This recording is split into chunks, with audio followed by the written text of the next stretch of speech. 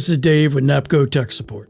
In this video, I will explain how to enroll the MVP gateways and wireless locks into the MVP EZ app. Feel free to pause the video at any time if it makes it easier to follow along. To add an MVP IM3 gateway to the MVP EZ app, you will first click on the Hardware button. Once the hardware page opens, click on the plus sign at the bottom. You will then be brought to the Add New Device page. On this page, you will have two options. The first option is to scan the QR code.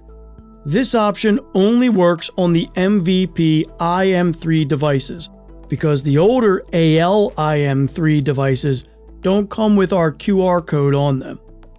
The second option is the Add Manually option. This is the option you would choose if you have an AL-IM3 gateway that you upgraded to the MVP firmware. For this demonstration, I'm going to click on Scan QR Code. Now, I will scan the QR code on the bottom of the gateway. If your gateway is already mounted on the wall, it can be a little difficult to scan, but be patient and your phone's camera will eventually find the code. Once the code is successfully scanned, the next page will load. This is the same page you would see if you chose the Add Manually option. But when you scan the QR code, it fills in all the information for you automatically. You can see here, the app has already chosen the wireless gateway option. It has also filled in the name and the MAC address. I'm going to change the name of the gateway so it will be more easily identifiable later. After the change is made, I will click Add this device. After you click Add this device, you will be brought back to the Devices page. At first, your gateway will show as offline and have a red dot. But after a few seconds, you can just click on the Devices button in the lower right corner. It will then reload the page and your gateway should turn green. Now that you have added the gateway, you can add the lock. You will add a lock from the Device page, but just in case you forgot how to get here, I'm going to go back to the Home page by clicking on the Home button in the lower left.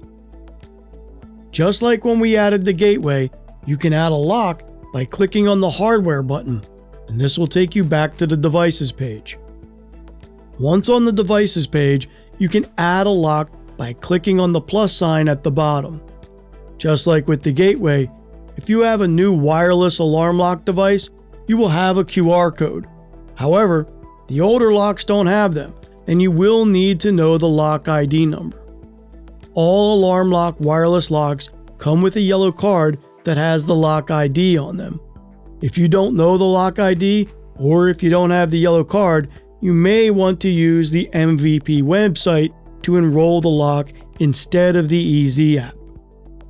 Mine is an older lock, and I have the ID for my lock, so I will choose the Add Manually option. This is an alarm lock wireless lock, so I will choose the wireless lock / net panel option. I will then give it a name. Next, I will type in the wireless ID.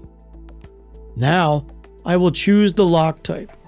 Mine is a PDL 6200, so I will choose the option CPDL 6200.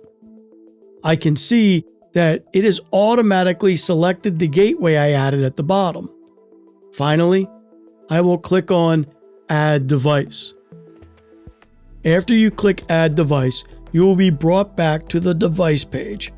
At first, it will say Not Responding in the status, but if you wait about a minute and then click Devices in the bottom right, the status should update. The reason why you have to do this is because when you add a new lock to the system, it needs to receive the firmware download from the website. This usually only takes a few seconds, but sometimes it can take longer. So I advise waiting a minute. You can also move on and add other locks, which will give the system time to complete the firmware update on the previously added lock. As always, if you need documentation or any current NAPCO devices, or if you're looking for more videos like this, head on over to our tech library at tech www.napcosecurity.com.